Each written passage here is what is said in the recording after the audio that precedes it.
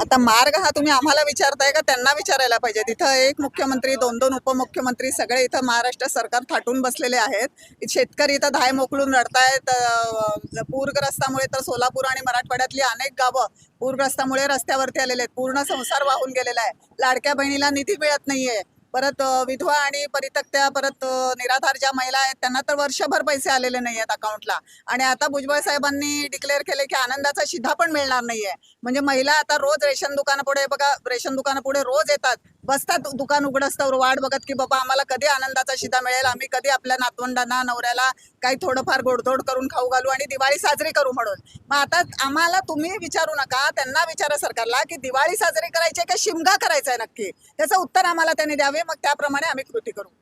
गेल्या वर्षी जे आहे ना आनंदाचा शिधा मिळाला होता अनेक नागरिकांना, तर यावेळेस जे आहे अजूनपर्यंत आलं नाही. त्या आनंदाच्या शिध्यावर दिवंगत नेते जे आहेत शिवसेनेचे आनंदराव दिघे यांचं देखील बॅनर होता, फोटो होता.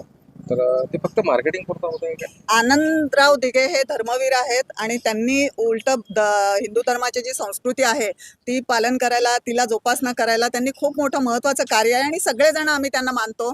आणि त्यांच्या नावाने मार्केटिंग करून सत्ता आणण्यासाठी, दिघे साहेबांच्या नावाचा वापर करण्यासाठी, मतं मिळवण्यासाठी त्यांनी आनंदाचा शिधा चालू केला.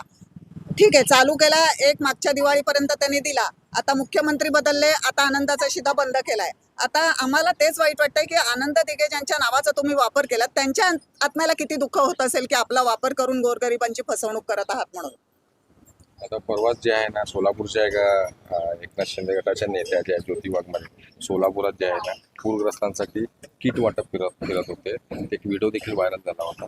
परंतु आनंदाचा शिधा वाटप करताना एकनाथ शिंदे गटाचा कोणताही नेता किंवा कोणताही कार्यकर्ता पदाधिकारी दिसत नाही. फक्त पूरग्रस्त आनंदाचा शिधा कुठं आहे?